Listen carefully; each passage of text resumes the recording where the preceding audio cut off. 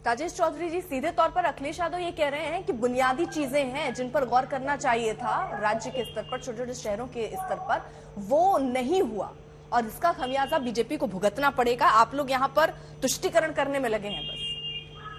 देखिए, अखिलेश यादव जी को ये भी बताना चाहिए कि 2017 में जो मुख्यमंत्री से वो हटे, उस समय यदि महानगरों की रैंकिंग पूरे देश की देखी जाए तो 67 नंबर से शुरू होता था उत्तर प्रदेश का कोई भी महानगर।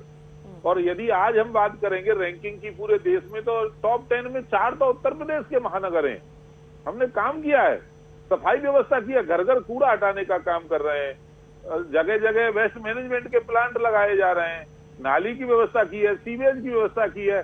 आज देखोगे हर शहर दूधिया रोशनी से नहाया हुआ होता है। रात में जाकर के देखिए, मैं तो मथुरा वृंदावन से आता हूँ, काया कल्प हो गया है पूरा, एकदम ब्रज को ब्रज लगता है। बनारस की स्थिति देखिए, अयोध्या की स्थिति देखिए, प्रयागराज की स्थिति देखिए। आप आकर के ये तो बर्बाद करके गए थे, अपनी नाकामी को छुपाने के लिए मेट्रो में बैठ गए और उस मेट्रो को भी पूरा नहीं करके गए थे, उसी को बना करके चले जाते। हमने आकर के उसे पूरा किया, कर्ज में डुबो करके उत्तर प्रदेश को चले गए थे, अपनी नाकामियों को छुपा करके ये सब बातें करते। और मैं एक बात और कहकर अपनी बात समाप्त करूंगा, आप 13 मई को रिजल्ट देखना, ये कहीं ढूंढे नहीं पाएंगे। उत्तर प्रदेश की जनता 17 के 17 महानगर भारतीय जनता पार्टी के मेयर जिताएगी। चलिए ठीक है सर, रहिए। अमीर जी आ रही हूँ, वारिस पठान भी कुछ कहना चाह रहे हैं। विशाल मिश्रा का मैं एक बार रिएक्शन ले लेना चाह रही हूँ, अभी तक मैं जा नहीं पाई। विशाल मिश्रा जी।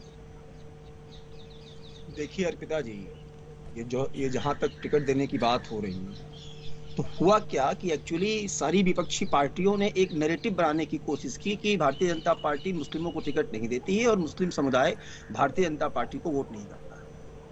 और इन्होंने क्या किया, भारतीय जनता पार्टी के विरुद्ध एक डर का माहौल बनाया और उसी डर के नाम पर लगातार वोट तो लेते रहे, तुष्टीकरण की राजनीति तो करते रहे, लेकिन तृप्तिकरण नहीं किया।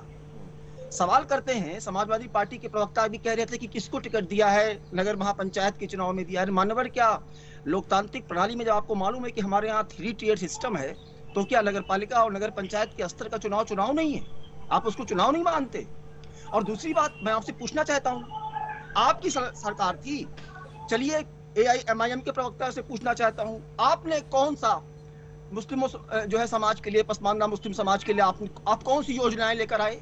और भारतीय जनता पार्टी के कार्यकाल में आप मुझे बताइए, नया सवेरा स्कीम, मदरसों के आधुनिकीकरण का कार्यक्रम, कमाल। अरे विशाल, ये सब पुरानी स्कीम है यार। सुन लीजिए आप सुन लीजिए, मैं आपके बीच में नहीं बोला, तो आप सुन लीजिए तथ्यों को।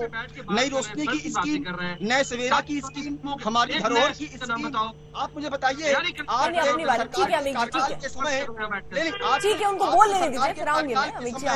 आपके सरकार के कार्यकाल के समय मुस्लिम लड़कियों की, बच्चियों के स्कूल ड्रॉप आउट का रेट कितना था? 70%। आज वो घट के 30% रह गया है। ये जो स्कीम है, अरे मान्यवर, ये जो स्कीम है, इन स्कीमों के तहत आप हमको बताइए, आज 98,000 महिलाओं को स्किल डेवलपमेंट दिया गया। आप बताइए, अभी उत्तर प्रदेश में योगी सरकार ने 1506 मदरसों के आधुनिकीकरण के लिए 30.5 करोड़ रुपए की दूसरी किस्त जारी की है। विश्लेषण तो ये आपसे जानना चाहती हूँ कि क्या होता है कि जब हम यहाँ उत्तर प्रदेश की या कहीं कर भी बात करते हैं, विपक्षी दल की बात करते हैं, तो ये सीधे तौर पर मानते हैं कि स्वीकार तो बीजेपी को किया जा रहा है हर जगह पर। जिसकी स्वीकारता है, जनता उनके कामों को स्वीकार कर रही होगी, इसलिए चुनाव जिता रही है, चुनाव दर चुनाव। मैं जरा ये समझना चाहती हूँ कि 187 सीटों पर मुस्लिम कैंडिडेट बीजेपी ने पिछली बार उतारे थे, जिसमें से सिर्फ 2 जीते थे। अगर इतना ही विकास आप जो गिना रहे हैं, अगर इतना ही विकास हुआ, तो सिर्फ 2 सीटें क्यों आई? सुन लीजिए अर्पिता जी, एक बात और, जब से आदरणीय प्रधानमंत्री श्री नरेंद्र मोदी जी की सरकार बनी है, 9.8% मुस्लिमों को पद्मश्री के अवार्ड से सम्मानित किया गया है। ठीक, सुन लिया सर। इसके पहले की सरकार में कितने प्रतिशत लोगों को पद्मश्री दिया गया था? पूछिए इनसे। सर, सब चीजें चुनाव में जो रिजल्ट आते हैं उससे तय हो जाते हैं कि ये गिनाने से नहीं होगा कि जनता के लिए कितना किया। जनता को लगेगा कि मेरे लिए हुआ है, तो वो वोट के तौर पर सामने रखेंगे।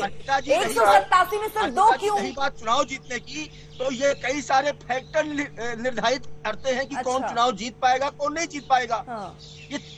अर्पिता जी, मैं बोलना चाहूंगा, जल्दी से वारिस पठान 30 सेकंड। हाँ ठीक है, क्यों जीता, जल्दी से सर, ठीक है, जल्दी से, समय की कमी है। वारिस पठान, पूरा झूठ फैलाया जा रहा है अर्पिता जी कि हम तुष्टीकरण की राजनीति नहीं करते। भाजपा की तरफ से सबसे बड़ा झूठ ही है, तुष्टीकरण की राजनीति करते करते ये 200 से 350 क्रॉस कर गए ना। तुष्टीकरण नहीं होता तो क्या होता, फिर से आ गए इशू पोलराइजेशन का, मेजोरिटी अपीसमेंट पॉलिटिक्स करने पे आ गए। कायदे कानून की तो बात है ही नहीं। उत्तर प्रदेश की अगर बात करूं मैं, देखिए मैं खामोशी से बैठा था, मैं आपके बीच में नहीं बोला, मैं आपके बीच में नहीं बोला, केवल धर्म जाति स्थान के आधार पर किसी भी मैं इसके पीछे नहीं बोला। ये कौन बोल रहा है बीच में? समय की कमी है, ऐसे तू में समय निकल जाता है और जो मुद्दे की बात हो जाती है वो कई बार छूट जाती है। आप सभी का बहुत बहुत शुक्रिया।